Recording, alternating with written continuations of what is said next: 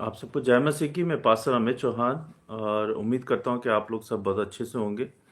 और आज मंगलवार का दिन है, बच्चों का दिन है, जिसमें यूथ एंड किड्स के लिए हम लोग बाइबल स्टडी करते हैं। और आज का जो विषय है वो ये है कि पाप क्या है और हमें क्षमा कैसे मिलती है। तो इस पे हम आज वचन में देखेंगे, लेकिन इससे पहले कि हम वचन में जाएं, हमारे हमारे हमारा जो शेड्यूल है वो इस प्रकार से है पूरे हफ्ते का। मंडे को हम डिशेपलशिप कोर्स करते हैं रात को 10 बजे सेम चैनल पे और सेम हैंडलर पे।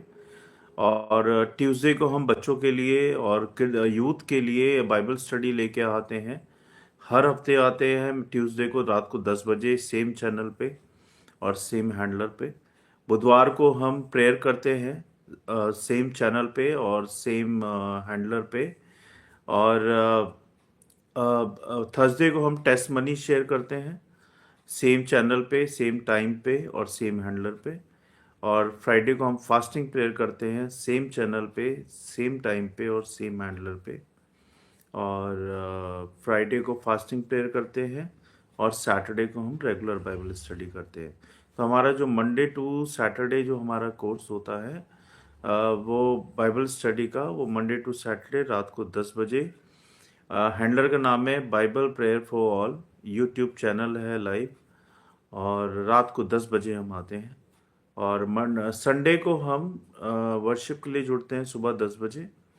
और रात को हम जुड़ते हैं मेंबर से डिस्कशन के लिए। ये था हमारा जो मेंबर से डिस्कशन के लिए जुड़ते हैं वो 8:30 बजे जुड़ते हैं। ये था हमारा शेड्यूल। और कुछ तीन चार चीज़ें हमने नई जोड़ी हैं, जैसे कि मंडे को हम 10:30 बजे हीलिंग प्रेयर करते हैं प्रचार के जस्ट बाद। तो हो सकता है 10:30 से 35 भी हो जाए, 11:45 भी हो जाए।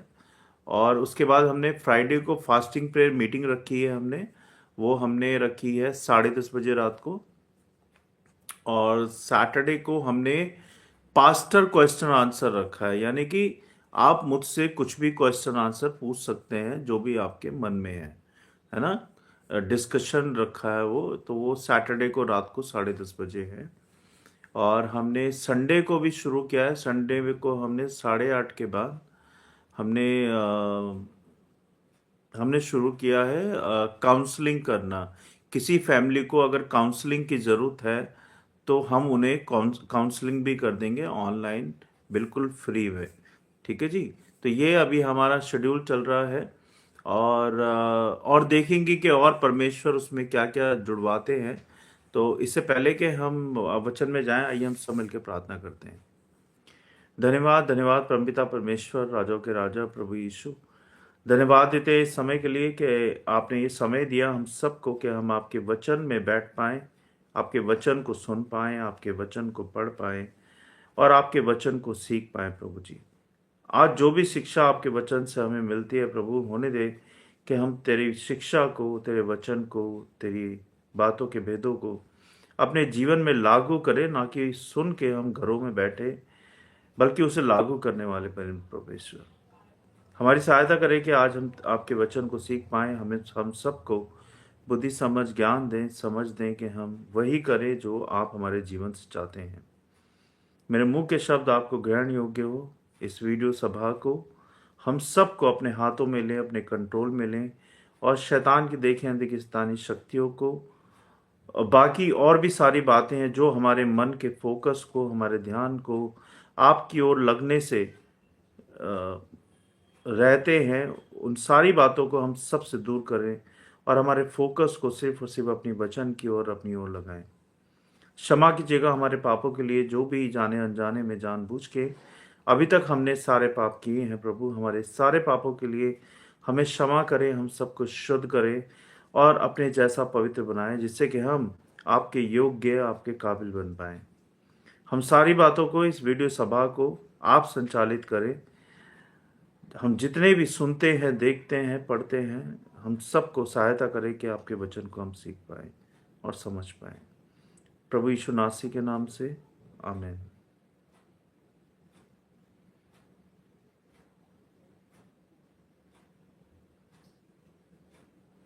तो सबको जय मसीह की। Thank you. तो आज का जो वचन है हमारा वो है पाप क्या होता है और क्षमा हमें कैसे मिलती है। बाइबल है तो आप बाइबल निकाल ले, और नहीं है तो फिर आप मुझे सुन सकते हैं। 1 यूहन्ना 3 अध्याय 4 पद कहता है, प्रियो, जो कोई पाप करता है वह व्यवस्था का विरोध करता है। जो कोई पाप करता है वो व्यवस्था का विरोध करता है, क्योंकि पाप व्यवस्था का विरोध करना है। पाप जो करना होता है वो व्यवस्था का विरोध करना होता है। पाप का मतलब है परमेश्वर की आज्ञाओं को तोड़ना। पाप का मतलब है परमेश्वर की आज्ञाओं को तोड़ना। अगर आप परमेश्वर की आज्ञाओं को नहीं मानते हैं अपने जीवन में, उनका पालन नहीं करते हैं, उनके वचन को अपने जीवन में लागू नहीं करते हैं, तो आप पाप कर रहे हैं, और बहुत बड़ा पाप कर रहे हैं। पाप सिर्फ बुरे काम से नहीं होता, ध्यान दीजिएगा। हमारे हमारे जो हृदय और दिमाग में जो बसा रहता है ना, हमारे हृदय और दिमाग में ये बसा रहता है कि जब हम किसी का खून करेंगे, या हम किसी को मार देंगे, या किसी को गाली दे देंगे, या किसी के साथ पैसों की मक्कारी करेंगे, तभी वो पाप कहलाएगा। नहीं, पाप अगर आप परमेश्वर की आज्ञाओं को भी नहीं मान रहे हैं तो आप पाप कर रहे हैं। अगर आप अपने माता पिता का कहना नहीं मान रहे हैं तो आप पाप कर रहे हैं। अगर आप अपने टीचर का कहना नहीं मान रहे हैं तो पाप कर रहे हैं। अगर आप अपने पास्टर का कहना नहीं मान रहे हैं तो पाप कर रहे हैं। अगर आप यीशु मसीह का कहना नहीं मान रहे हैं तो पाप कर रहे हैं। तो हर वो बात जो परमेश्वर की उपस्थिति में आपको आने से रोकती है, और जो आप करते हो जो परमेश्वर की निगाहों में गलत है, वो सारी चीजें पाप है ना। जो कोई पाप करता है वह व्यवस्था का विरोध करता है, क्योंकि पाप व्यवस्था का विरोध करना ही पाप है। पाप का मतलब है परमेश्वर की आज्ञाओं पे ना चलना, उनको ना मानना और उनको तोड़ना। ये पाप कहलाता है। पाप सिर्फ बुरे काम से नहीं है। पाप सिर्फ बुरे काम से नहीं है, परमेश्वर की इच्छा से हटना भी पाप होता है। जैसे कि आप चर्च में गए, पास्टर जी ने आपको परमेश्वर का वचन सुनाया और आपके दिल को क्लिक किया। उस वक्त तो क्लिक किया, लेकिन जब आप बाहर निकलते हो असली जीवन में, संसारिक जीवन में, तो आप भूल जाते हो उन चीजों को, आप इग्नोर कर देते हो। चलो यार, नेक्स्ट टाइम देखेंगे, इस बार चलेगा, जो है चलेगा। हम झूठ बोलते हैं, हम ईमानदारी में सही नहीं रहते हैं, हम दूसरों के साथ मक्कारी करते हैं, हम व्यभिचार करते हैं, हम बहुत सारी ऐसी बातें हैं जो परमेश्वर को पसंद नहीं है, लेकिन हम फिर भी जानबूझ के उसको करते हैं, और हम सोचते हैं कि हम इस बार माफी मांग लेंगे और अगली बार बच जाएंगे। तो अगर आप रिपीटेडली उस चीज को करते रहोगे तो परमेश्वर भी आपको क्षमा नहीं करेगा। पाप सिर्फ बुरे काम से नहीं आता, परमेश्वर की इच्छा से हटना भी पाप ही होता है। उदाहरण के तौर पे, जैसे स्कूल में रूल्स होते हैं, है ना, यूनिफॉर्म पहन के आना, इतने समय आना है स्कूल में, मॉर्निंग में इतने समय जाना है आपने, है ना। टीचर्स जो होमवर्क देते हैं उसको घर में करना है, जो टीचर्स पढ़ाते हैं उनको याद रखना है। बहुत सारे रूल्स होते हैं ना। रूल्स, नखून काट के जाना, बाल काट के जाना, नहा धो के जाना, जूते पॉलिश होने चाहिए, ये सारे रूल्स स्कूल में होते हैं, है ना। ऐसे ही जब आप वो रूल तोड़ देते हैं तो आपकी टीचर से पिटाई भी होती है, आपको पनिशमेंट भी मिलती है ना। तो वैसे ही परमेश्वर के रूल तोड़ने पर क्या होता है, पाप होता है। जैसे स्कूल के रूल तोड़ने पर आपको पनिशमेंट मिलती है, ऐसे ही परमेश्वर के रूल तोड़ने पर पाप होता है। परमेश्वर के वचन को सीखो, ध्यान पूर्वक सीखो, और अपने जीवन में सीरियसनेस के साथ लो उसको। मजाक या ठट्टों में मत उड़ाओ, इग्नोर मत करो, क्योंकि आपका जो जीवन है परमेश्वर के वचन से ही चलता है। आपकी जो आत्मा तृप्त होती है वो परमेश्वर के वचन से ही होती है। गलत आदतों से दूर रहो, गलत लोगों से भी दूर रहो, क्योंकि गलत संगति आपको गलत कर देगी और अच्छी संगति आपको अच्छा कर देगी। अगर आपका दोस्त या यार कोई गलत संगति में है तो उसको पहले समझाओ, और वो नहीं समझता है तो उससे किनारा कर लो, क्योंकि गलत संगति आपको गलत पथ पे ले जाएगी और परमेश्वर से आपको दूर कर देगी। सच बोलना, सही काम करना सीखो। सच बोलना और सही काम करना सीखो। रोमियो 2 अध्याय 23 पद कहता है, प्रियो, सबने पाप किया है, परमेश्वर की महिमा से रहित हैं। हम सब जन्म से ही पापी हैं। बाइबल बताती है कि हम सब, ऐसा कोई नहीं इस धरती पे जिसने जो पापी नहीं है। हम सब, each and every one are sinner. हम सब पापी हैं सिंस बर्थ। पाप यूनिवर्सल है। बच्चे, युवा, बड़े सब पाप में पैदा होते हैं, है ना। हम सब पापी हैं क्योंकि हम पाप में पैदा होते हैं। कोई भी अपने आप को पवित्र नहीं बना सकता।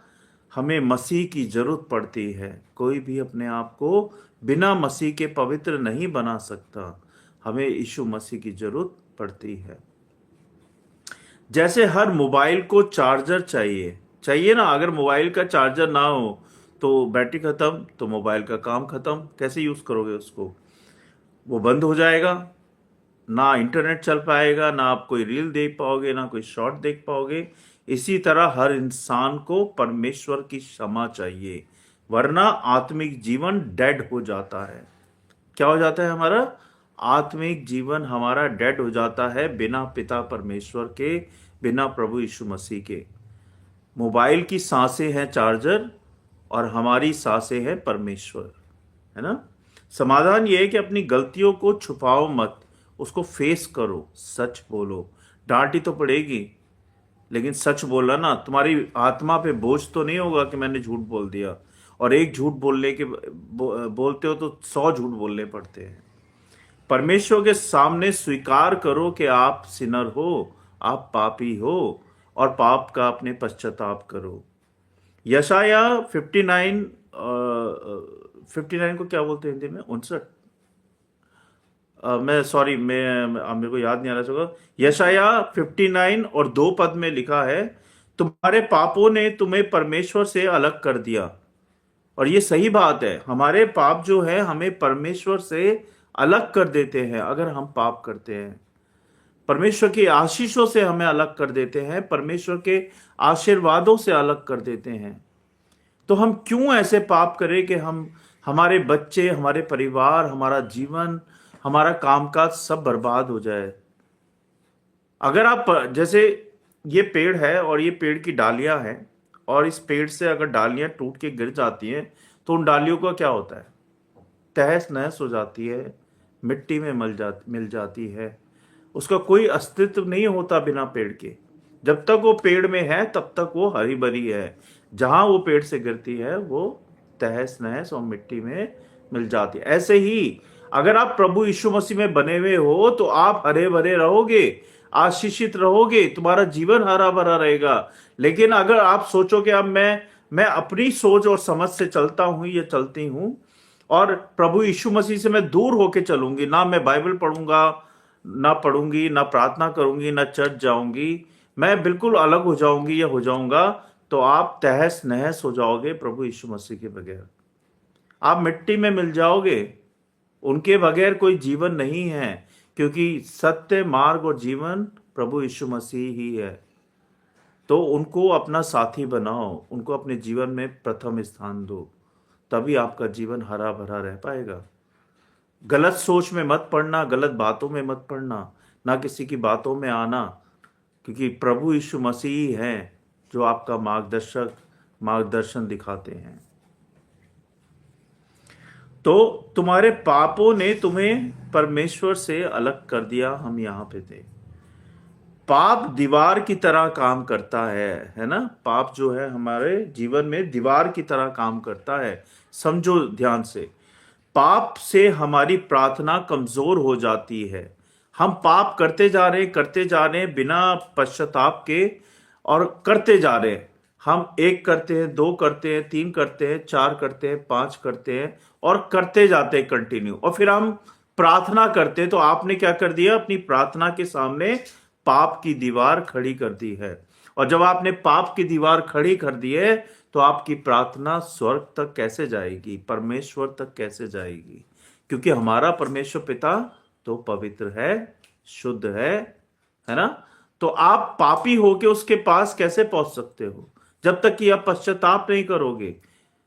पश्चाताप के बिना आप परमेश्वर तक, आपकी बातें, आपकी प्रार्थनाएं नहीं जाती हैं जब तक कि आप अपने हर एक पाप का पश्चाताप नहीं करते हो। तो मैंने क्या बताया, हमारी हमारी हमारी प्रार्थना कमजोर हो जाती है जब हम पाप करते हैं। हमारा आत्मिक जीवन कमजोर हो जाता है, हमारी संगति कमजोर हो जाती है, हमारा जीवन कमजोर हो जाता है।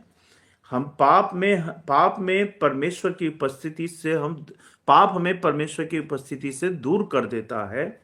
उदाहरण के तौर पे जैसे घर में वाईफाई का सिग्नल दीवारों से कट जाता है। आप ध्यान देना, जैसे आपके घर में वाईफाई लगा है और अगर आप छत पे चले गए तो आपको पूरे सिग्नल नहीं आते। ध्यान दीजिएगा, किस वजह से?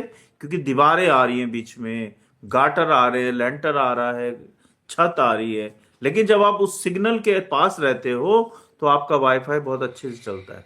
करेक्ट है ना? ऐसे ही आपको क्या, वैसे ही पाप दिल और परमेश्वर के बीच में सिग्नल ब्लॉक कर देता है। आपके जीवन का जो सिग्नल है पाप की वजह से और परमेश्वर के बीच में, आपके और परमेश्वर के बीच में, वो सिग्नल कमजोर हो जाता है पाप की वजह से। तो अगर आपको सिग्नल मजबूत करने हैं तो आपको रिपेंटेंस करना पड़ेगा, अपने पापों का पश्चाताप करना पड़ेगा। तब जाके आपके जीवन के वो जो सिग्नल हैं जो परमेश्वर के तार से जुड़े हुए हैं वो मजबूत हो जाएंगे। लेकिन जितना आप पाप करते जाओगे, आपके पाप की वजह से वो आपके जीवन के जो सिग्नल हैं, प्रार्थनाएं हैं, आशीर्वाद हैं, परमेश्वर की आशीषें हैं, वो सारी कमजोर होती जाएंगी। रोज अपने पापों के लिए पश्चाताप करो। देखो और दिल से करनी है, सच्चे ईमानदारी से करनी है। जब भी आप सुबह उठते हो, फ्रेश होके आए, अपना नाश्ते से पहले प्रार्थना की, हो सका तो बाइबल वर्स भी पढ़िए रोजाना, और उसको पढ़ने के बाद अपने रोज प्रार्थना में अपने पापों के लिए माफी मांगो। और जितना आप माफी मांगोगे उतना ही परमेश्वर आपकी सुनेंगे, है ना? तो रोज उसकी माफी मांगो और रोज पश्चाताप करो अपने पापों के लिए। पाप से रिलेशनशिप नहीं, परमेश्वर से रिलेशनशिप रखो। हम कई बार, मैंने आजकल देखा गाड़ियों पे ना, मैं किसी को वो नहीं कर रहा हूँ, टॉन्ट नहीं कर रहा हूँ, ना किसी कास्ट को, ना किसी भाई को, ना किसी बहन को। मेरी बात को गलत मत समझना, मैं बस एग्जाम्पल दे रहा हूँ। मैंने आजकल देखा गाड़ियों पे कोई अपनी कास्ट लिख के रखता है, कोई अपना सरनेम लिख के रखता है, और कोई डराने के लिए मैंने देखा आजकल वो डंडा बना के रखते हैं और एक लड़का बना के रखते हैं, उसका आगे लिख देते हैं डोंट मैस विद मी। तो मतलब आप क्या जताना चाहते हैं? क्या आप, आपका व्यवहार ऐसा है? क्या आप ऐसे हैं? ये जताना चाहते हैं? लोगों को डराना चाहते हैं आप लोग? नहीं, ये सब बेकार की बातें हैं, ये सब बेकार की बातें हैं। हमें पाप से और गलत बातों से रिलेशनशिप नहीं रखनी है, हमें प्रभु यीशु मसीह से रिलेशनशिप रखनी है, उनके कामों से रिलेशनशिप रखनी है, उनकी आज्ञाओं से रिलेशनशिप रखनी है, उनके वचन से रिलेशनशिप रखनी है। आजकल बहुत है, आप निकलोगे जब सुबह शाम देखोगे गाड़ियों पे कुछ ना कुछ प्रिंट मिलेगा आपको बैक साइड में, और वो सब ठीक नहीं है। क्या दिखाना चाह रहे हैं आप? दिखाना है तो प्रेम दिखाओ, परमेश्वर पिता का प्रेम दिखाओ, है ना? दूसरों की सहायता करो, दूसरों की हेल्प करो। वो सच्चा हीरो होता है, और वो होता है दिलदार, है ना? ये डराना, गलत गलत बातें गाड़ियों पे लिखना, बेकार की बातें हैं। क्षमा कैसे मिलती है? अभी हमने पाप की बात की थी कि हम पापी हैं और हमें किस तरह से हम परमेश्वर से दूर हो जाते हैं पाप की वजह से। अब हम देखेंगे हमें पापों की क्षमा कैसे मिलती है ना? How do we receive the forgiveness from the lord, ये हम देखेंगे। 1 यूहन्ना 1 अध्याय 9 पद कहता है, यदि हम अपने पापों को मान लें, यदि हम अपने पापों को मान लें तो वह विश्वास योग्य और धर्मी है और वह हमारे पापों को क्षमा करेगा, क्योंकि वो हम सबसे प्रेम करता है। वो सिर्फ यहूदियों से प्रेम नहीं करता, वो सिर्फ इजराइलियों से प्रेम नहीं करता, वो सिर्फ विश्वासियों से प्रेम नहीं करता, वो हम सब से प्रेम करता है, हम सब से प्रेम करता है। क्षमा का पहला स्टेप क्या है? क्षमा का पहला स्टेप क्या है?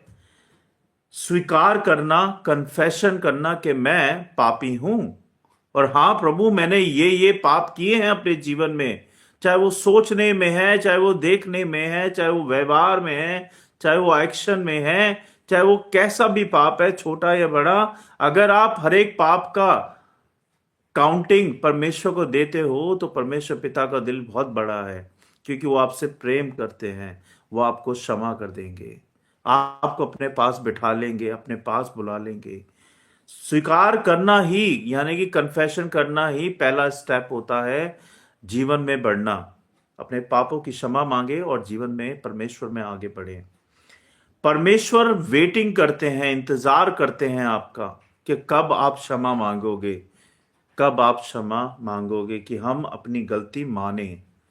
जो भी अपने जीवन में अभी तक आपने गलतियां की हैं, XYZ, जो भी आपको अभी तक याद है, चाहे वो जानबूझ के की हो या जाने अनजाने में की हो, सारी गलतियों के लिए आज अभी से अपनी प्रार्थना में झुक जाएं, घुटनों पे आ जाएं और परमेश्वर पिता से माफी मांगे। कि क्योंकि आपको नहीं पता कि उन पापों की वजह से, उन गलतियों की वजह से आपके आशीर्वाद, आपकी आशीषें रुकी पड़ी हैं। जो आप इतने दिनों से प्रार्थनाएं कर रहे हो लेकिन अपने पापों का पश्चाताप नहीं कर रहे हो, तो वो आशीषें कहां से आपको मिलेंगी, कहां से आपके परिवार को मिलेंगी, और कहां से आपके बच्चों को मिलेंगी, और कहां से आपके कामकाज में आशीष बरकत होगी। तो जो भी गलतियां जाने अनजाने में, जानबूझ के जो भी हुआ है, पिता परमेश्वर के सामने जाओ, हाथ जोड़ के और अपनी माफी मांगो कि प्रभु ये गलतियां मैंने अपने जीवन में की हैं, मुझे माफ कर दे, मुझे क्षमा कर दे। और प्रभु देखो कैसे आपको अपने हाथों में उठा लेता है। कन्फेस करने से गिल्ट हट जाता है, कन्फेस करने से पाप हट जाता है, और शांति आती है आपके जीवन में, आपके मन में, आपकी आत्मा में, आपके घर में, आपके परिवार में। आप ये मत सोचो कि आज आप एक पाप कर दिया, फिर माफी मांग ली, फिर दोबारा उसको रिपीट कर दिया, फिर माफी मांग ली, फिर उसको रिपीट कर दिया। नहीं, नहीं, ऐसा नहीं होता। एक बात बताओ, आप क्लास में या आप एक ही गलती को बार बार दोहराते हो तो टीचर क्या करता है? पहले वो आपको नॉर्मल पनिशमेंट देता है ना? हाथ खड़े कर लो ऊपर, ऐसे ही बोलता है ना, और आधे घंटे तक आप ऐसे ही खड़े रहोगे। लेकिन आपने उस गलती को दूसरे दिन भी रिपीट कर दिया, वो क्या करता है? फिर मुर्गा बना देता है, बाहर जाओ गेट के और वहां मुर्गा बन जाओ, है ना? फिर आप तीसरी बार उसको रिपीट करते हो, फिर क्या करता है? फिर आपको डंडे से पिटाई करता है, आपके पेरेंट्स को बुलाता है, आपको क्लास से बाहर निकाल देता है, आपको वो पीरियड नहीं अटेंड करने देता। तो ये सारी, जितनी बार आप उस पाप को रिपीट करोगे, उतनी बार परमेश्वर से आप दंड पाओगे, उतनी बार अपने जीवन में दुख पाओगे, उतनी बार परेशान हो जाओगे, उतनी बार कठिनाई और मुसीबतों में पड़ जाओगे। तो क्यों ऐसा पाप करना जिससे कि हम और हमारा परिवार परेशान हो, मुसीबत में आए, है ना? क्योंकि परमेश्वर पिता, प्रभु यीशु मसीह जी, पाप उनको पसंद नहीं है, उनको गलत बातें पसंद नहीं है। हमारा परमेश्वर पिता पवित्र है, प्रेमी पिता है, सबसे प्रेम करता है, और वही वो सिखाता है, सबसे प्रेम करो और सच्चे और ईमानदार रहो अपने जीवन के अंदर। कन्फेस करने से गिल्ट जाता है, यानी कि पाप जाता है, और शांति आपके जीवन में आती है। जैसे बच्चा गलती मान लेता है तो माता पिता तुरंत उसे माफ कर देते हैं, करते कि नहीं करते? जब आप अपनी गलती को मान लेते हो तो माँ और पापा दोनों माफ कर देते हैं कि कोई बात नहीं बेटा, नेक्स्ट टाइम मत करना। वैसे ही परमेश्वर भी तुरंत आपको क्षमा कर देते हैं, क्योंकि वो भी हमारे माता पिता हैं, वही हमारे सब कुछ हैं। जब हम अपनी माफियों को मांग लेते हैं तो वो हमें क्षमा कर देते हैं। और ये कहना जरूर सीखो कि lord I am sorry, Yeshu Masih I am sorry, मुझे माफ कर दे, जो भी गलती हुई मुझे माफ कर दे। ये कहना सीखें आप। अपने दिल से पाप निकालकर परमेश्वर को दे दें, अपनी आत्मा से पाप निकालकर परमेश्वर को दे दें और उसके जैसा जीवन जिएं। बाइबल पढ़ें, देखें कि जब परमेश्वर पिता इस धरती पर थे उन्होंने कैसे अपने जीवन को बिताया, पाप रहित होके उन्होंने हमारे पापों का बोझ उठाया और क्रूसीफाइड हो गए। किसके लिए उन्होंने अपनी बेइज्जती करवाई, किसके लिए उन्होंने इतने कपड़े फड़वाए, किसके लिए उन्होंने इतना दर्द सहा, किसके लिए उन्होंने अपना खून बहाया, किसके लिए उन्होंने अपने पैरों में कीले गड़वाई, किसके लिए उन्होंने अपने हाथों में कीले गड़वाई, किसके लिए? मेरे और आपके लिए, हम सब के लिए, इस दुनिया के लिए, इस दुनिया के पापों के लिए उन्होंने ये किया। और आज हम उसी पाप को रिपीट करते हैं। कितनी शर्म की बात है। This is a very shameful for us that we are doing, repeating continue sin, पाप को हम कंटिन्यू रिपीट कर रहे हैं। और उसी पाप के लिए प्रभु यीशु मसीह ने हमारे लिए क्रूसीफाइड हुए। इसीलिए वो क्रूसीफाइड हुए थे हमारे लिए कि हम उस पाप को बार बार रिपीट करते रहें अपने जीवन के अंदर, अपने घर वालों के साथ, अपने परिवारों के साथ। क्या हम इसीलिए परमेश्वर पिता ने हमारे लिए अपनी अपनी जान दी क्रूस पे, कि हम उस पाप को बार बार करते रहें? नहीं, उन्होंने इसलिए जान दी कि हमें क्षमा मिले और हम उसको दोबारा ना करें, हम भी उनकी तरह जीवन जिए, जो उनकी आज्ञा है उनको अपने जीवन में माने, पालन करें। इसीलिए वो क्रूसीफाइड हुए, हम सबको उद्धार मिल पाए, इसलिए वो क्रूसीफाइड हुए। तो सीरियसनेस के साथ इस जीवन को बिताएं। अगर आप प्रभु यीशु मसीह को प्यार करते हैं और उनके सच्चे सच्चे शिष्य बनना चाहते हैं, या बेटा या बेटी बनना चाहते हैं, तो जरूर उन बातों को याद रखें अपने संसारिक जीवन में कि आपको कोई भी पाप नहीं करना है, कोई भी झूठ नहीं बोलना है, सच्चाई से जीना है। चाहे कैसी भी परिस्थिति हो, कैसी भी कठिनाइयां हो, कैसी भी मुसीबत हो, हमें सच्चा जीवन जीना है। नहीं तो आपके और परमेश्वर के बीच में पाप की दीवार बन जाएगी। और जब वो पाप की दीवार खड़ी होती जाएगी, पहले एक ईंट से शुरू होगी, यानी कि एक पाप से स्टार्ट होगा, और वो हजारों लाखों ईंटों में बदल जाएगा। इतनी बड़ी दीवार बन जाएगी, करोड़ों ईंटों में, कि आपकी प्रार्थना परमेश्वर तक नहीं पहुंच पाएगी। और जब आप किसी प्रॉब्लम में होंगे, परेशानी में होंगे और परमेश्वर को पुकार रहे होंगे, तो आपकी प्रार्थना या आपकी पुकार परमेश्वर पिता तक नहीं जा पाएगी, जब तक कि you will not repent your sin, जब तक कि आप खुद पश्चाताप नहीं करते हैं अपने पापों का। ठीक है। इफिसियों 1:7 कहता है, प्रियो, हम उसके लहू के द्वारा मुक्ति अर्थात पापों की क्षमा प्राप्त करते हैं। और ये सही बात है। प्रभु यीशु मसीह ने क्रूस पे अपना लहू बहाया, तभी तो हमें हमें क्षमा मिली, तभी तो हमें उद्धार मिला, है ना। किसी और ने क्या कभी किसी के लिए लहू बहाया है? क्या कभी किसी ने और ने क्रूस पे चढ़ा है? लेकिन हमारे पिता परमेश्वर चढ़े हैं। वो मारे गए, गाड़े गए और तीसरे दिन जीवित हो गए। वो जीवित पिता है। क्षमा मसीह के लहू से ही मिलती है और किसी से नहीं मिलती। जब तक कि आप पश्चाताप नहीं करोगे, you will not get forgiveness from the lord. You have to be repent your sin. हमारे अच्छे कामों से नहीं मिलती। अगर आप सोचो, आप पाप करते जा रहे हो, एग्जाम्पल, पाप करते जा रहे हो, आपको नहीं बोल रहा हूं, मैं एग्जाम्पल दे रहा हूं। अगर आप पाप करते जा रहे हो और आप साथ में सोच रहे हो, यार मैं ना दान कर देता हूं, आज मैं भंडारा कर देता हूं, आज मैं इसको साड़ी दे देता हूं, इसको कंबल दे देता हूं, इसको ये कर देता हूं, उसको वो कर देता हूं, मतलब आप सोच रहे हो कि आपके भले कामों से आपको परमेश्वर क्षमा कर देंगे? नहीं। आप जितना मर्जी खर्चा कर लो, आप जितना मर्जी दान पुण्य कर लो, आप जितने मर्जी तीर्थ पे चले जाओ, आपके पाप क्षमा नहीं होंगे जब तक कि आप अपने पापों का पश्चाताप प्रभु यीशु मसीह के सामने नहीं करते हो। और काउंटेबल होता है, आपको हर एक पाप का अकाउंट देना पड़ेगा। जैसे हम बिजनेस में अकाउंटेंट रखते हैं ना, और जब जीएसटी भरते हैं तो हमें एक एक बिल का अकाउंटेबल बनना पड़ता है। नहीं तो वो क्या होगा, इनकम टैक्स वाले हमारे घर पहुंच जाएंगे, हमारी कंपनी में पहुंच जाएंगे। हमने क्या खर्चा किया और हमने क्या लिया, लिया और दिया, दोनों का अकाउंट हमें देना पड़ता है, नहीं तो इनकम टैक्स हमारा गर्दन पकड़ लेगी। ऐसे ही परमेश्वर पिता भी हमारी गर्दन पकड़ लेंगे अगर हम अपने पापों का हिसाब उनको पश्चाताप में नहीं देंगे, है ना।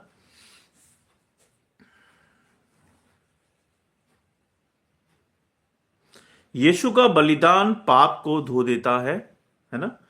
और उदाहरण के तौर पे जैसे दाग वाला कपड़ा, हम कई बार ऑफिस के लिए तैयार होते हो, जरा सा दाग दिख जाए तो हम क्या बोलते हैं अपनी वाइफ को, अपनी मम्मी को, मम्मी क्या यार तूने कपड़े ढंग से नहीं धोए, देख दाग लगा हुआ है इसमें। यार बीवी को बोलते हैं, यार बीवी क्या है यार, देख कैसे पहन के जाऊं इसको मैं। हम एक दाग वाला कपड़ा पहन के भी ऑफिस जाना नहीं चाहते, हम घर से बाहर नहीं निकलना चाहते, है ना। लेकिन क्या होता है, जैसे दाग वाला कपड़ा डिटर्जेंट से साफ नहीं होता है, ऐसे ही पाप का दाग सिर्फ यीशु के लहू से साफ होता है, दान पुण्य करने से साफ नहीं होता।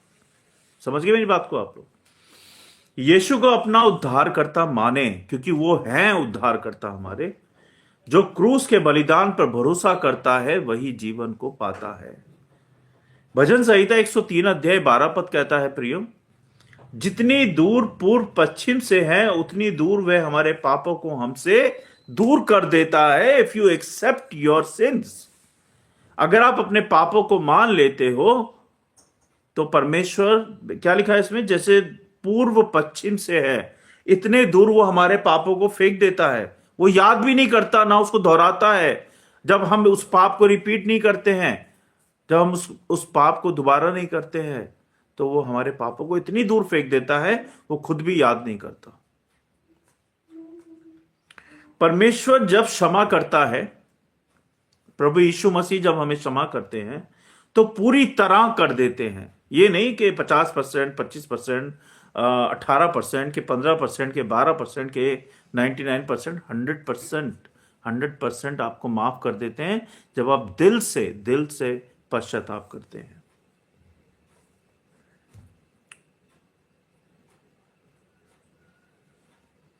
वह पाप को याद नहीं रखता, है ना। वह हमें गिल्ट से मुक्त कर देता है। प्रभु यीशु मसीह हमें पाप से मुक्त कर देते हैं जब आप पश्चाताप कर लेते हैं और क्षमा मांग लेते हैं। जैसे कंप्यूटर में डिलीट फॉरएवर होता है, आपने देखा होगा, लैपटॉप में डिलीट है,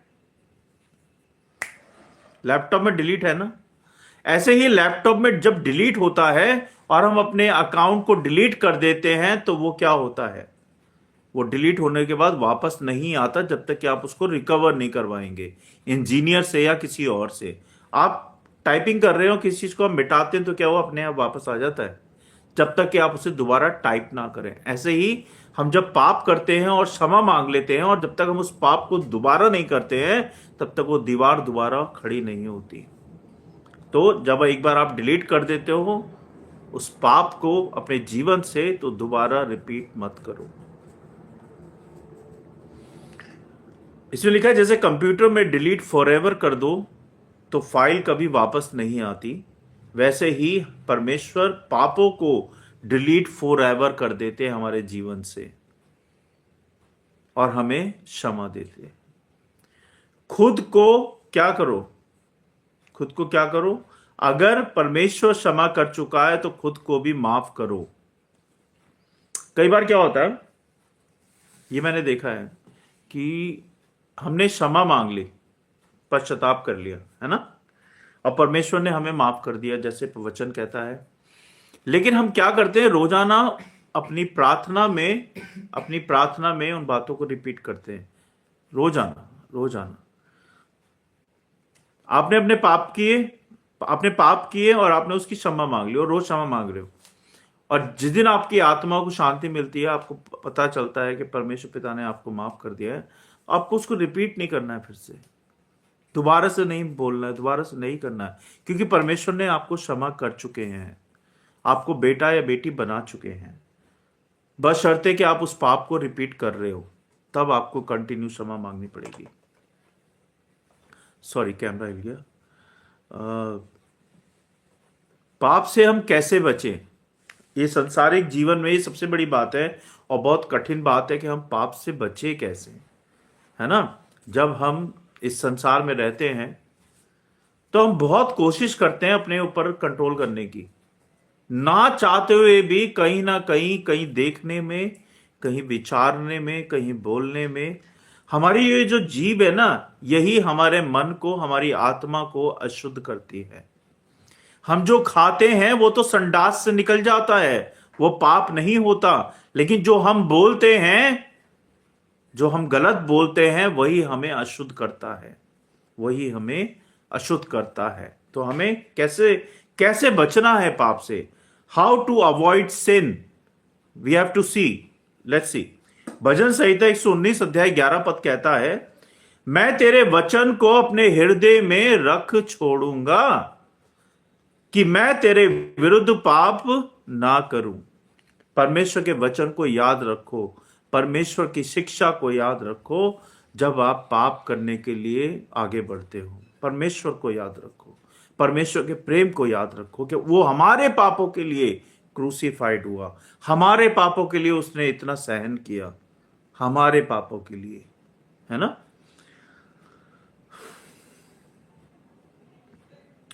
बाइबल हमारे दिल को पाप से बचाती है। बाइबल हमारे दिल को पाप से बचाती है। अगर आप रेगुलर बाइबल पढ़ते हैं, रेगुलर वचन में रहते हैं, रेगुलर शिक्षा में रहते हैं, रेगुलर परमेश्वर के अनुग्रह में रहते हैं, तो वो हमें पाप से बचाती है। परमेश्वर का वचन अंदर भरने से गलत चीजें बाहर रहती है।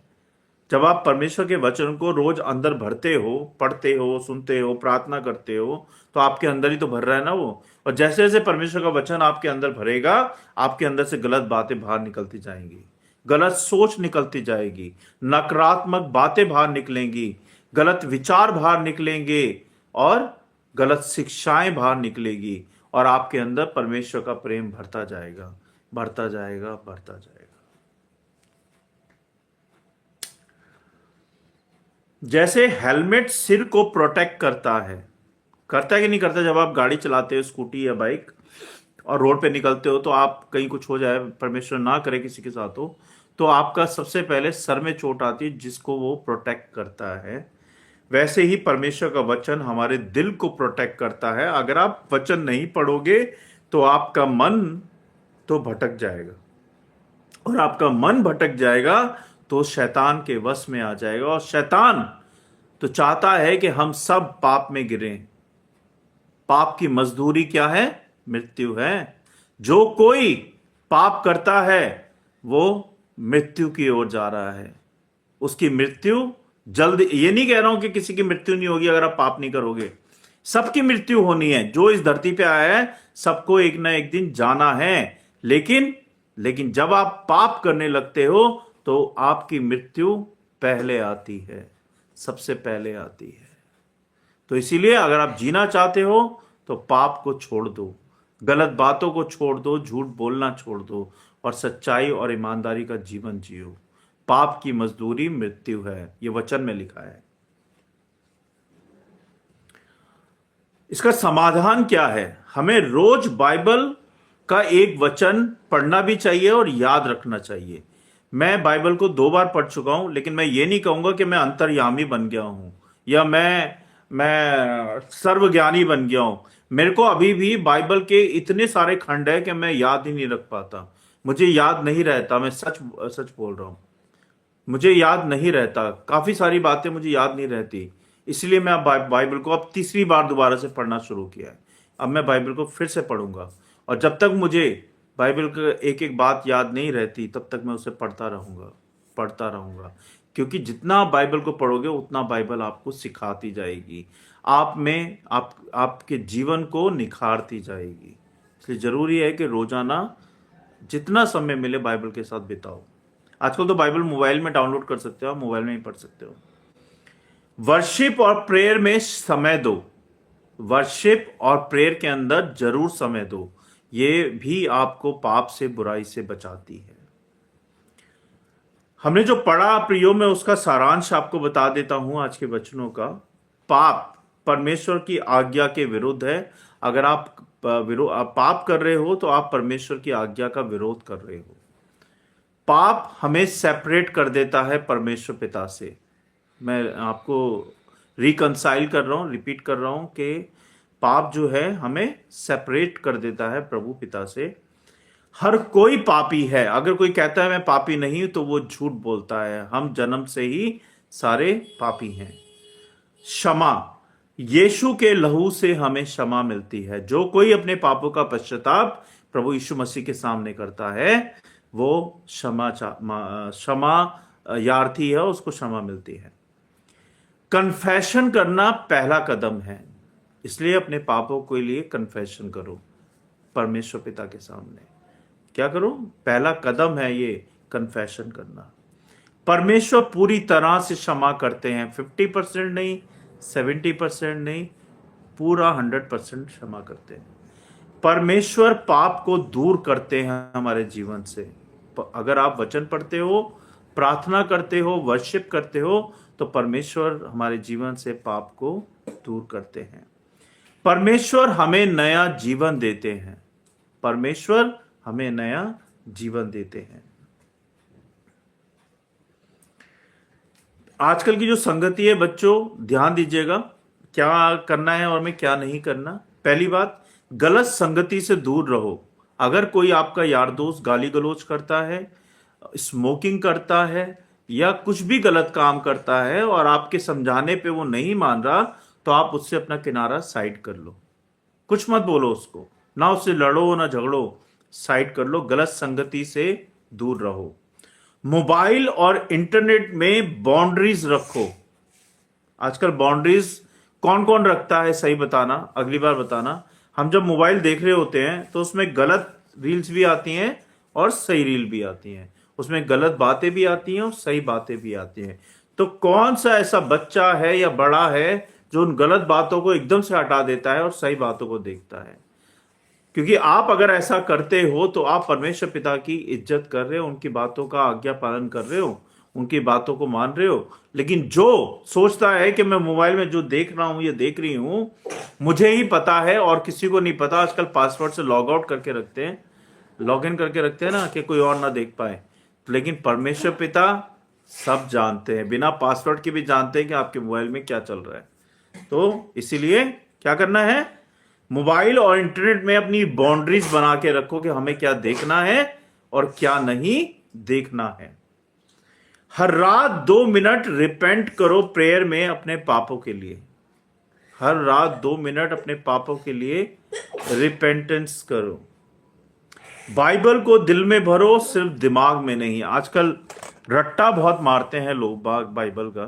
कितनी बार होता है कि हम रट्टा मार लेते हैं दूसरों को इंप्रेस करने के लिए। तो इसमें क्या लिखा है? रट्टा मत मारो, बाइबल को दिमाग में मत भरो, दिल में भरो, तभी आपको याद आएगा। कोई गलती हो जाए आपके जीवन में, कोई भी गलती आपको जीवन में हो जाए तो गिल्ट में मत रहो, उसे तुरंत परमेश्वर के सामने रखो, पास जाओ उनके और माफी मांगो। परमेश्वर को बताओ कि परमेश्वर ये गिल्ट, ये पाप मैंने कर दिया है, मैं क्या करूं, मुझे माफ कर दे। परमेश्वर के सामने रखो। एक स्टोरी सुनाता हूं छोटी सी, और इसके बाद फिर एक स्टोरी और सुनाऊंगा आपको मैं। एक लड़का चोरी करने की आदत में फंस गया था। वो चोरी करता था, वो हर बार वो डरता, छुपता और गिल्ट में रहता था। एक दिन उसने प्रार्थना में कहा, यीशु मसीह जी, मैं गलत हूं, मुझे बदल दे। और उस रात उसने एक सपना देखा। यीशु ने कहा, मैंने तुझे क्षमा कर दिया। सुबह से उसकी चोरी की आदतें गायब हो गई। जब पाप छोड़ दिया तो उसके जीवन में शांति आ गई और आशीषें आ गई। यही क्षमा की शक्ति होती है, यही क्षमा की शक्ति होती है। परमेश्वर के वचन को पढ़े जाने और सुने जाने पर आशीष दें। अब मैं आपको एक कहानी सुनाऊंगा। कहानी का जो शीर्षक है वो ये है, काला धब्बा और सफेद कपड़ा। रिया एक प्यारी सी सीधी साधी लड़की थी। वह रोज स्कूल जाती, पढ़ती, पढ़ाई करती थी और अपनी मम्मी की मदद करती थी। एक दिन उसने देखा कि उसकी सफेद पसंदीदा टी शर्ट एक छोटा सा काला धब्बा लेके आ गई है। उसने पहले सोचा, इतना छोटा सा धब्बा कौन देखेगा यार, कोई बात नहीं, इग्नोर कर दिया उसने। लेकिन स्कूल पहुंचते ही सभी की नजर उस काले धब्बे पे पहुंच गई। जब आप सफेद शर्ट पहनते हो या सफेद टी शर्ट पहनते हो या सफेद XYZ कुछ भी पहनते हो, लेडीज या मेंस, वो देखिएगा आप एकदम से वो चमकता है काला धब्बा, और हर एक की नजर उस पर जाती है। तो दोस्त बोले उसके रिया के, रिया तेरी टी शर्ट तो बहुत सुंदर है, पर ये काला धब्बा क्यों है? पर ये काला धब्बा क्यों है? रिया को क्या हुआ? रिया को बहुत शर्म आई और उसने उसने क्या किया? उसे लगा जैसे एक छोटा सा दाग पूरी टी शर्ट को खराब कर देता है। उसी शाम उसने अपनी मम्मी से कहा, मम्मी मैंने गलती से टी शर्ट गंदी कर दी, क्या ये साफ हो जाएगी? मम्मी ने मुस्कुराकर कहा, प्रिया को, अगर तुम मुझे बता दो कि कहाँ दाग है तो मैं इसे साफ कर दूंगी बेटा। दाग छुपाओगी तो कैसे साफ होगा? ऐसे ही अपने पापों को छुपाओगे तो वो कैसे माफ होगा? पाप तो बताने पड़ेंगे, और जब बताओगे तभी वो उसकी माफी मिलेगी। जैसे इसने, रिया ने अपने दाग छुपाए टी शर्ट के और वो साफ नहीं हो पाया, ऐसे ही अगर अपने पापों को छुपाओगे तो वो कभी माफ नहीं हो पाएंगे। रिया ने ईमानदारी से टी शर्ट उन्हें पकड़ा दी। मम्मी ने धोकर उसे बिल्कुल सफेद चमकाकर बना दिया और एक भी दाग नहीं रहा उसमें। रिया ने समझा, छोटा सा दाग भी सुंदरता को बिगाड़ देता है, लेकिन जब हम सच्चाई से अपनी गलती बता देते हैं तो सफाई तुरंत मिल जाती है। संदेश ये है प्रियो इस कहानी का, पाप हमारे दिल पर धब्बे जैसा है। पाप हमारे दिल पर एक धब्बे जैसा है, अगर हम उसे छुपाएंगे तो वो बढ़ता जाएगा, बढ़ता जाएगा और बढ़ता जाएगा। अगर उसे परमेश्वर के सामने स्वीकार कर देंगे तो वह तुरंत हमारे दागों को हमारे दिल से साफ कर देगा। यीशु का लहू हमारे दिल की टी शर्ट की तरह है, बिल्कुल सफेद कर देता है। क्या कर देता है? सफेद कर देता है। अब मैं आपको एक पोयम सुनाऊंगा जो कि मेरे को नहीं आती है, जो कि मैं रोज बोलता हूं, कोशिश करता हूं। दिल का दाग मिटा दे प्रभु, इसका शीर्षक है ये। छोटा सा दाग भी टी शर्ट को दागदार बना देता है, वैसे ही दिल का पाप हमें परमेश्वर से दूर कर देता है। गलती को छुपाओगे तो मन और भारी हो जाएगा, सच बोलकर स्वीकार करोगे तो दिल उजियारा हो जाएगा। पाप अंधेरा लाता है, आंखों में आंसू भर देता है। यीशु का लहू है जो सब कुछ साफ कर देता है। सॉरी, हाँ, सच बोलकर स्वीकार करो तो दिल उजियारा हो जाएगा। पाप अंधेरा लाता है, आंखों में आंसू भर देता है। यीशु का लहू ही है जो सब कुछ साफ कर देता है। जब मैं कहता हूं प्रभु मैं गलत हूं मुझे बदल दे, प्रभु मैं गलत हूं मुझे बदल दे, वह कहता है मैं क्षमा करता हूं, तेरे संग चल दूंगा, संभाल दे। वह पाप को ऐसे मिटा देता है जैसे सुबह की कोई रोशनी रात को मिटा देती है, और दिल को नया बना देता है जैसे इंद्रधनुष बारिश के बाद को बना देता है। जो प्रभु से मत भागो, तो प्रभु से मत भागो, उसके पास साहस से हो जाओ, उसके पास साहस से हो जाओ। पाप छोड़ो, क्षमा पाओ और नई जिंदगी को अपनाओ। ये थे आज के संदेश, आज का वचन, आज की कहानी और आज की स्टोरी और आज की पोयम। क्षमा करना अगर कुछ मैंने जाने अनजाने में किसी को भी हर्ट किया हो। मैं अगर आपको सिखा रहा हूं तो मैं भी सीख रहा हूं और कोशिश करता हूं कि मैं आपको बारीकी से हर एक वचन के बारे में बताऊं, जो प्रभु ने मुझे सिखाया है अपने एक्सपीरियंस के साथ, वो मैं आपको बता पाऊं। माफ़ कर दीजिएगा कुछ गलती हो गई हो तो। और मैं स्वागत करूंगा थम का। इन्होंने लिखा है कि मेरे लिए प्रार्थना करो। ब्रदर, किस बात के लिए आपके लिए प्रार्थना करनी है वो मुझे लिख के भेजें, तो मैं अभी आपके लिए प्रार्थना करूंगा। आपसे जय मसीह की। आप मुझे लिख के भेजें कि आपके लिए किस बात के लिए प्रार्थना करनी है, तो हम फिर स्टार्ट करते हैं प्रार्थना।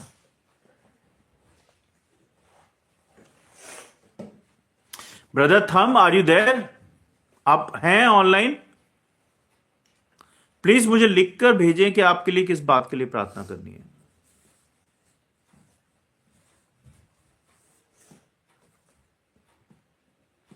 चलिए, कोई बात नहीं, शायद मुझे लगता है आप बिजी हैं। आइए हम सब मिलकर प्रार्थना करेंगे। धन्यवाद पिता परमेश्वर, राजाओं के राजा प्रभु यीशु मसीह जी। हम धन्यवाद देते हैं आज के वचन के लिए, आज की शिक्षा के लिए, इस वीडियो सभा के लिए, आपके अनुग्रह के लिए, आपकी अगुवाई के लिए हम धन्यवाद देते हैं प्रभु जी।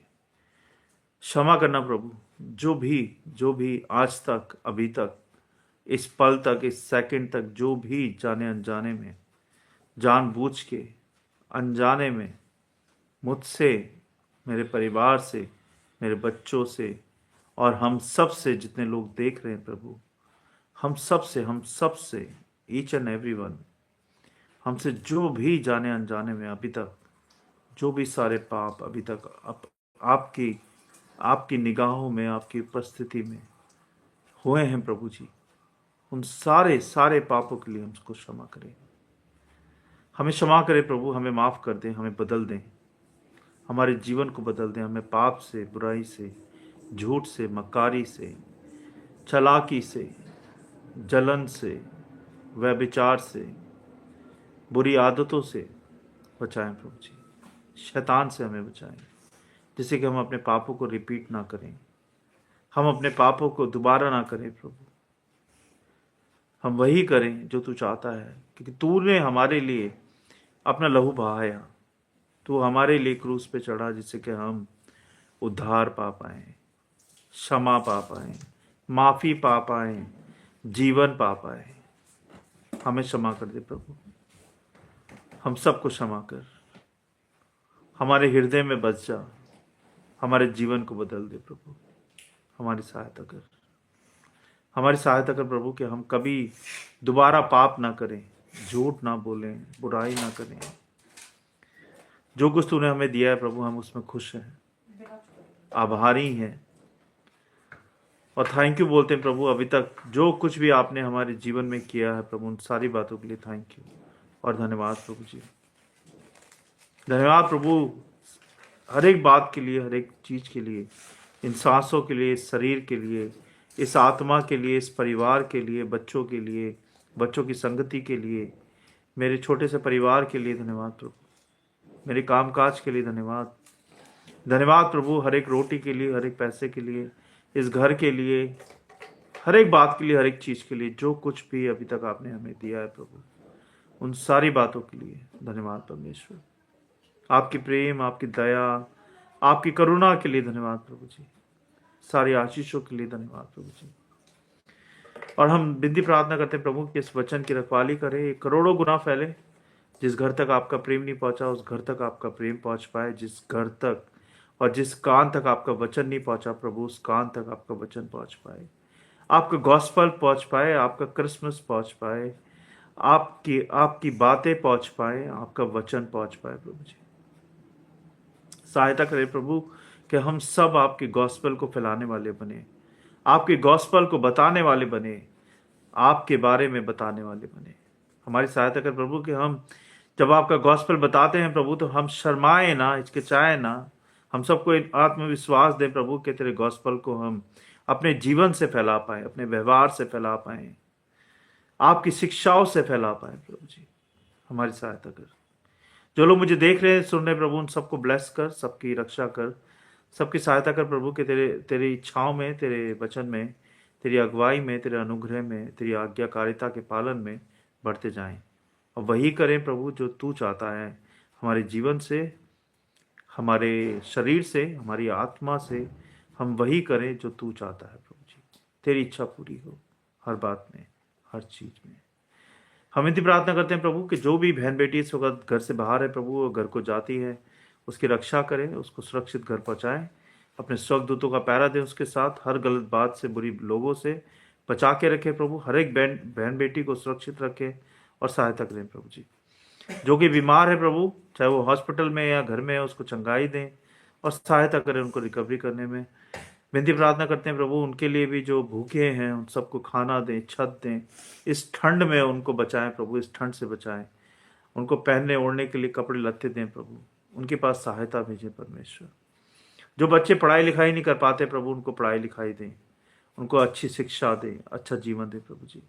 और जो भाई हमारे लिए बॉर्डर पे लड़ते हैं प्रभु, उनके परिवारों को, उनको इस ठंड से बचाएं, सुरक्षित रखें प्रभु। उनके बच्चों को, परिवारों को, सबकी रक्षा करें, इस देश की रक्षा करें प्रभु जी। और सबकी सहायता करें प्रभु कि हम सब मिलके एक साथ प्रेम से रहें प्रभु जी। चाहे वो कोई भी कास्ट हो, कोई भी भाई हो, कोई भी धर्म का हो, हम सब मिलके मिलजुल के रहें प्रभु जी। इस देश में प्रेम दे प्रभु, इस देश को प्रेम से भरे परमेश्वर। विनती प्रार्थना करता हूँ प्रभु लाल किले के ब्लास्ट के लिए, जो लोग भी उस ब्लास्ट में मरे हैं प्रभु, उनकी आत्माओं को शांति दें, उनके परिवारों में शांति दें। और जो लोग घायल हैं प्रभु उस ब्लास्ट में, उनको रिकवरी करने में सहायता मदद करें और उनको मदद पहुंचाएं प्रभु जी। धन्यवाद प्रभु हर एक बात के लिए, हर एक आशीष के लिए। और विनती प्रार्थना करता हूँ छोटे बाबू के लिए प्रभु, जब आपने उसको इतना चंगा किया है प्रभु, तो उसको पूर्ण रूप से चंगाई दें और शिफा दें प्रभु जी। सहायता करें कि वो और जल्द से जल्द रिकवर कर पाए और पूर्ण रूप से चंगा हो पाए। विनती प्रार्थना करता हूँ माही के लिए प्रभु, माही की भी तबीयत ठीक नहीं रहती है, इसकी दवाई गोलियां बिल्कुल बंद कराएं प्रभु। इसको छू दें अपने पवित्र हाथों से कि ये बिल्कुल चंगी हो जाए। इसके चारों ओर अपने लहू का बाड़ा बांधे, अपना पवित्र लहू इस पर छिड़क दीजिए और इसके स्वास्थ्य को अच्छा रखे प्रभु, इसको चंगा रखे प्रभु, कोई भी कैसी बात ना हो। क्योंकि आपके लिए कुछ भी असंभव नहीं है, डॉक्टरों के लिए असंभव है, लेकिन आपके लिए कुछ भी असंभव नहीं है। इसकी रक्षा सुरक्षा बांधे रखें। विनती प्रार्थना करता हूँ निक्को और मूसी के लिए प्रभु, इनको भी हिम्मत, ताकत, बल, शक्ति दे और सही मार्गदर्शन दे प्रभु, कि ये आपके मार्गदर्शन में अपने जीवन को बिता पाएं और उस पर चल पाएं प्रभु जी। विनती प्रार्थना करता हूँ प्रभु कमलेश और मेरे लिए भी, कि हम दोनों को भी और जितने मुझे देख रहे हैं उन सबको भी, हम सबको शक्ति सामर्थ बल दे इस बढ़ती उम्र में प्रभु, कि हम इस बढ़ती उम्र में जो भी कार्य आपने हमें दिए हैं उन कार्यों को कर पाएं, रिस्पॉन्सिबिलिटियों को निभा पाएं और अपने जीवन में, अपने जो भी जीवन आपने हमें दिया है, इस जीवन में अपने बच्चों का पालन पोषण अच्छे से कर पाएं और उनकी जरूरत के अनुसार उनको दे पाएं प्रभु जी। हमारी सहायता करें प्रभु कि हम वो सब कर पाएं जो एक बच्चों की नीड होती है, बच्चों की जरूरत होती है प्रभु जी। हम सबको मेहनत करना सिखाएं प्रभु, आलस हमारे अंदर से निकालें, हम सबको स्थिरता दें, हम सबको आशीष दें प्रभु, कि हम वही करें जो आप चाहते हैं। इस्तेमाल करें प्रभु हम सबको अपनी महिमा के लिए, अपनी सेवा के लिए, जैसे चाहे वैसे इस्तेमाल करें। और हम धन्यवाद देते हैं हमारी सेवा के लिए, ऑनलाइन सेवा के लिए, कि आपने हमसे अपनी सेवा ली, हमें इस्तेमाल किया, इसके लिए बहुत बहुत धन्यवाद प्रभु जी। हमें और अपने अनुग्रह में लें, सामर्थ्य में लें, कि हम और अच्छे तरीके से, नए तरीकों से आपकी सेवा को कर पाएँ। इस वीडियो सभा की रखवाली करें, हमारे स्पिरिचुअल चैनल और हमारे स्पिरिचुअल पेजेस की रखवाली करें, और कैसे हम इसको निखार सकते हैं और कैसे हम इसको बढ़ा सकते हैं। हमारी सेवा में टीम को और बढ़ाएं प्रभु, हमारे चर्च को खोलने में सहायता मदद करें प्रभु जी, सपोर्ट दें, सहायता करें और अपनी दया दृष्टि करें प्रभु जी, कि हम एक दिन अपना चर्च खोल पाए। बहुत बहुत धन्यवाद प्रभु सारी बातों के लिए, सारी आशीषों के लिए। और ब्रदर थम के लिए हम प्रार्थना करते हैं प्रभु, उनकी जो भी प्रार्थना है उस प्रार्थना में उनको ब्लेसिंग्स दें, क्योंकि मुझे पता नहीं वो किस बात के लिए अपनी प्रार्थना करवाना चाहते हैं। उनके घर परिवार को संभालें, उनको संभालें, उनके कामकाज में आशीष बरकत दें, उनके बच्चों को संभालें प्रभु जी, कि कोई भी कैसी बात ना हो। बहुत बहुत धन्यवाद। सारी बातों को विश्वास के साथ आपके चरणों में रखते हैं, सुने, ग्रहण करें प्रभु यीशु मसीह के नाम से, आमीन।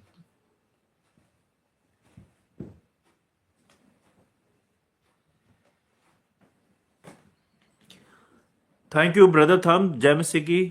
और आपके कोई सवाल है तो बताइए, मैं हूँ ऑनलाइन और आपको जवाब दे सकता हूँ। एक दो मिनट हूँ। अगर आपके कोई प्रार्थना है, कुछ बात है तो बताइए, हम आपको अपने रोज़ की प्रार्थना में याद रखेंगे। और अगर आप अपना मोबाइल नंबर देना चाहते हैं तो आप हमें दे सकते हैं और हम आपको अपने पेयर ग्रुप में जोड़ेंगे। और एक बात और, कि अगर आप अपनी भेंट को देना चाहते हैं तो हमने डिस्क्रिप्शन में डिटेल दी है, आप अपनी भेंट चढ़ा सकते हैं। जो भी परमेश्वर ने आपके मन में डाला है वो आप कर सकते हैं, मगर खुशी खुशी कीजिएगा, दुखी होके मत कीजिएगा, क्योंकि आशीषें उनको नहीं मिलती जो दुखी होके देते हैं, है ना। तो जय मसीह की। God bless you all. Thank you so much. Thank you. Good night.